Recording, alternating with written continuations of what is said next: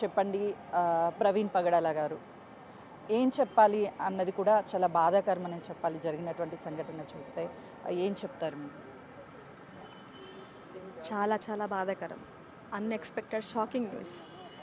ఈ జనరేషన్కి ఒక మంచి వక్తగా, ఒక సిల్వ యోధుడిగా, అనర్గళంగా, అందరికీ అర్థమయ్యేలాగా, చదువుకోని వాళ్ళకు కూడా అర్థమయ్యేలాగా హిందీ, ఉర్దూ, ఇంగ్లీష్, తెలుగులో స్పష్టంగా సోదర భావంతో ఎవరికి నొచ్చుకోకుండా అంటే ఇప్పుడు సత్యం చెప్తే నిప్పు నిజం లాంటిది అన్నట్టుగా సత్యం అనేది ఒకటే అండి. యేసుప్రభు వారు దేవుడు పంపించిన దైవ మానవుడు. మన పాపాలన్నింటి కోసము శిల్వ మీద బల్యాగం ఇవ్వడానికని కుమారునిగా పంపించాడు దేవుడు ఒక్కడే, దేవుడు ప్రేమస్వరూపి. సో యేసుప్రభు శిలువ మీద రక్తం కార్చి చనిపోవటం వల్ల ఆ రక్తంలో, ఆ పరిశుద్ధ రక్తంలో మనందరి పాపంలో క్షమాపణ ఉంది. ఆయనే మార్గం, ఆయనే సత్యం, ఆయనే జీవము అని ఆయన డిక్లేర్ చేసిన దేవుడు. నాతో సమయం ఎవరు లేరు, ఆకాశాన్ని భూమిని అంతా క్రియేట్ చేసింది నేనే అని. అయితే మీరందరూ, దేవుడు మనకు ఒకటి ఫ్రీ విల్ ఇచ్చాడు. ఆ ఫ్రీ విల్ అంటే మీరు చూస్ చేసుకోవచ్చు, ఏదో ఫోర్స్ఫుల్గా మీరు నమ్మాలని కాదు. ఆ విల్ వల్ల మనం ఏంటంటే ఈ విల్ వరల్డ్లీ థింగ్స్కి వెళ్ళిపోతున్నాం. కానీ మన క్రియేటర్ ఎవరు, మన మ్యానుఫ్యాక్చరర్, మన డిజైనర్ ఎవరు, మనం చనిపోతే మన ఆత్మకు శాంతి ఎక్కడ, మోక్ష మార్గం ఎక్కడ అనేది ఎవరు ఆలోచన చేయలేకపోతున్నారు.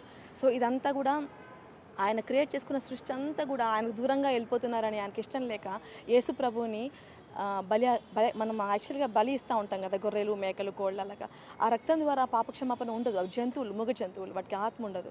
సో దేవుడు రక్తం కార్చాలి. దేవుడు రక్తం కార్చాలంటే దేవుడు ఆత్మస్వరూపి, omnipotent, omnipresent, omniscient. అలాంటి దేవుడు మరి రక్తం కార్చాలంటే ఆయన శరీరం అమర్చబడాలి. కాబట్టి యేసుక్రీస్తు ప్రభువారిగా జన్మించి కన్య మరీ గర్భంలో పుట్టిన తర్వాత 33.5 years వరకు ఆయన సేవ అంతా కూడా ఎలాంటి అబద్ధం ఆడకుండా, పాపం చేయకుండా, పాపం తెలియకుండా జీవించి అనేక బోధలు బోధించి అనేక మంది స్వస్థపరిచి చనిపోయిన వారిని లేపి ఆ బోధల ద్వారా అప్పుడున్న ఆ మతము, యూదా మతము, వాళ్ళు ఆయన సిలువ వేశారు. అదంతా కూడా దేవుని ప్రణాళికలో భాగంగా జరిగింది. అది హిస్టారికల్గా రికార్డ్ చేయబడింది. అందుకే BC AD అని మనం ఆయన గురించి మన ఉనికి, మన బర్త్డే తెలియబడుతుంది. సో మన బర్త్డే అంటే కూడా AD.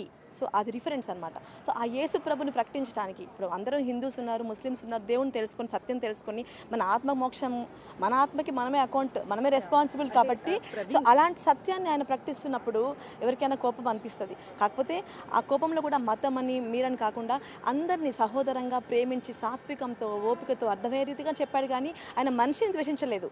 మతం అనేది మనుషులు చేసుకుంది కాబట్టి కులం, మతం అవన్నీ కాదు. కానీ మనిషిగా అతను ప్రేమించాడు. మీ యొక్క ధర్మము, మీ యొక్క మీరు అనుభవిస్తున్న, మీరు ఫాలో అవుతున్న ఫెయిత్ ఇది కాదు, ఇది ఇలా ఉండాలి, మనం ఇలా బతకాలి. దేవుడు ఇలాగ మనకి చేసి చూపించాడు, చనిపోయి లేచాడు, మరలా రాబోతున్నాడు. అందరు నమ్ముకుంటే అందరికీ పరలోకం ఉంటుంది, అందరు నరకానికి వెళ్ళకూడదు, ఇష్టం ఉంటుంది. కాబట్టి ఆయన ఎంతో ఓపికగా అర్థం చేపించని చెప్పారు. అయితే లాస్ట్ వీడియోలో నేను ఒక్కనే వస్తాను, నేను ఒక్కనే వెళ్తాను, నా ముందు నేను 10 మందిని వేసుకొని తిరిగాను, నేనే డ్రైవ్ చేసుకుంటూ వస్తానన్న వీడియోస్ కూడా ఒక ప్రూఫ్ అందరికీ. అతనికి అంటే అంటే మనోభావాలు దెబ్బతిన్న వాళ్ళు, ఆయన చెప్తున్న సత్యం పట్ల దెబ్బతిన్న వాళ్ళు ఆయన గురించి ఒక ప్లాన్డ్గా, ఒక ప్రిపేర్ అయిపోయి వేటుగా ఎదురు చూసి ఆ మాటల ద్వారా క్యాష్ చేసుకుని ఆ లాస్ట్ వీడియోస్లో ఉన్నాయన్నమాట. ఒక్కడిగా వస్తాడని చెప్పేసి టైం చూసి మరి చంపి ఉంటారేమోనన్న ఆవేదన ఉంది. ఎందుకంటే దేవుడి ప్రొటెక్షన్ ఎప్పుడూ ఉంటుంది మనిషికి. అయితే దేవుడికి సరెండర్ చేసుకున్నాడు ఆయన లైఫ్ని.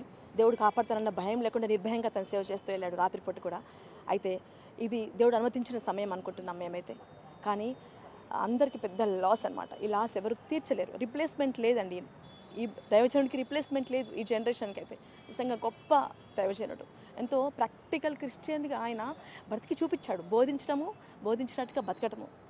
అనేక పేదల్ని ఆర్ఫనేజ్ నడిపించుకుంటున్నాడు. 2 అమ్మాయిలతో పాటు ఒక 12 మెంబర్స్ని ఒకటే ఇంట్లో పెట్టుకొని అందరు కలిసి పిల్లలుగా ఉండటము. తను నార్త్ ఇండియన్ ఆమెను పెళ్లి చేసుకొని దేవుడి సేవకు సమర్పించుకొని, ముస్లిం బ్యాక్గ్రౌండ్ ఫాదర్, మమ్మీ క్రిస్టియన్ అయినప్పుడు ఆయన మాట్లాడే తీరు చూస్తూ ఉంటే ఉర్దూలో అనర్గళంగా మాట్లాడతారు. సో ముస్లిం సోదరికి అర్థమవుతుంది, హిందూస్కి అర్థమవుతుంది, క్రిస్టియన్స్కి అర్థమవుతుంది.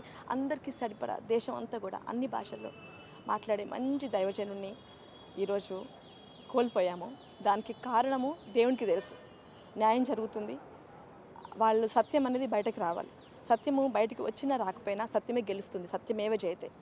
అందరికీ సత్యము అందరికీ తెలియాలి. ఎందుకంటే బైబిల్ చెప్తుంది ఏంటంటే దేవుని దృష్టికి నీతిమంతుల మరణము విలువగలది. Even death also very precious. అందుకే క్రిస్టియన్స్ ఏం చేస్తారని చనిపోయినప్పుడు పాటలు పాడతారు, భజన చేస్తారు, ఆరాధిస్తారు. ఎందుకంటే మాకు ఒకటే హోప్, మేము చనిపోయినా కూడా మా ఆత్మ దేవునితో పరలోకంలో ఎప్పటికీ ఉంటుంది. ఆయన మరలా రాబోతున్నాడు కాబట్టి ఆయనతో పాటు దేవునితో పాటు అన్న కూడా మళ్ళీ వస్తాడని మేము నమ్ముతున్నాము. అందరం ఒకరోజు మేము కలిసి ఉంటామనే హోప్ మాకు ఉంటుంది కాబట్టి క్రిస్టియన్స్గా చనిపోయినా కూడా మేము ఎంతో సెలబ్రేషన్గా చేస్తూ ఉంటాము. సో ఈరోజు ప్రవీణ్ పగడాలని తిరిగి తీసుకురాలేము, ఆ బాధ అనేది కూడా ఎవరు తీర్చలేనటువంటి బాధ. ప్రవీణ్ పగడాల మరణానికి అంటే తనకి ఆత్మశాంతి కలగాలి అని అంటే ఎలాంటి న్యాయం కావాలనుకుంటున్నారు, ఎలా న్యాయం జరుగుతుంది అనుకుంటున్నారు? ఆత్మశాంతికి మనం మామూలుగా వాట్సాప్లో ఎవరు చనిపోయారని తెలిస్తే మన గ్రూప్స్లలో రెస్ట్ ఇన్ పీస్ రిప్ అని పెట్టేస్తారు. రెస్ట్ ఇన్ పీస్ అంటే మనము ఆత్మశాంతి చేకూరాలని మనం కోరుకోవటము కంటే ఎవరి ఆత్మకి వాళ్ళే అకౌంట్. ఇప్పుడు ఆయన చేసిన ఆత్మకి, ఆయన చేసిన దైవ కార్యాలకి, దేవుని సమర్పించుకున్న జీవితానికి దేవుడు తన ఆత్మని తను చేర్చుకుంటాడు, దేవుని దగ్గర ఉంటుంది.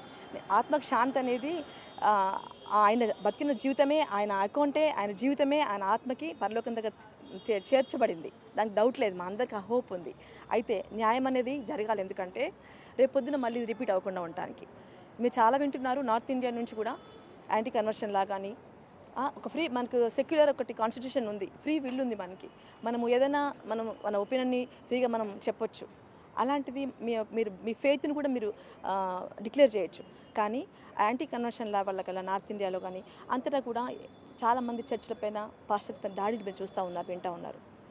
ఇది మరలా రిపీట్ అవ్వకుండా ఉండడానికి ఈ క్రైస్తవ్యంలో మా అందరిలో ఒక ఐక్యత, ఒక ప్రేమ, ఒక యూనిటీ వచ్చేసింది.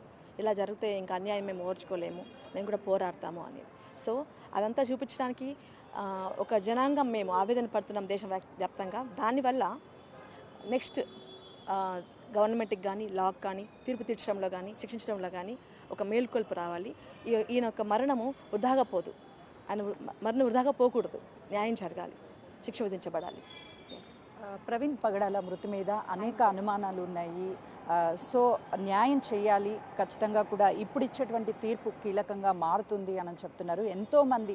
మరొకసారి ఇలాంటి ఘటన జరగకుండా ఉండాలి అని అంటే ఈసారి తన మీద దాడి చేసినటువంటి వ్యక్తిని శిక్షిస్తే ఖచ్చితంగా కూడా యావత్ సమాజం మొత్తం కూడా ప్రౌడ్గా ఫీల్ అవుతుంది ఈ తీర్పుతో అని చెప్తున్నారు. నేను అంటాను, క్షమించండి, శిక్షించడం కంటే ఒక మనసు మారడం ఇంపార్టెంట్. ఆయన ఇప్పుడు మనకి గ్రాహం స్టెయిన్స్ అని ఒరిస్సాలో కూడా చనిపోయినప్పుడు వాళ్ళ వైఫ్ క్షమించేసింది. ఆమె క్షమించినా దేవుడు క్షమిస్తాడు, కానీ పశ్చాత్తాపడితే క్షమిస్తాడు. అయితే మేము శిక్ష పొందాలి, వాళ్ళు చనిపోవాలి, వాళ్ళు నాశనం అవ్వాలని కాదు, వాళ్ళు మారుమనసు పొందాలి, తప్పు చేస్తామని వాళ్ళు గ్రహించాలి, వాళ్ళే బయటకు వచ్చి చెప్పాలి, ఎలా జరిగిందో మాకు వివరించాలి. వాళ్ళు మేము క్షమిస్తాము, ఎందుకంటే దేవుడు మనల్ని క్షమించమని చెప్పాడు. మనం ఇంకోళ్ళని క్షమిస్తేనే దేవుడు మనల్ని క్షమిస్తాడు.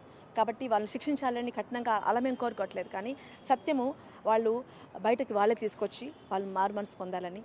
అప్పుడు వారికి శిక్ష పడదు, కాకపోతే నెక్స్ట్ ఇంకా మరలా ఇలా జరగకుండా ఉండటానికి ఒక అవకాశం మాకు ఉంటుందని మేము ఆశపడుతున్నాం.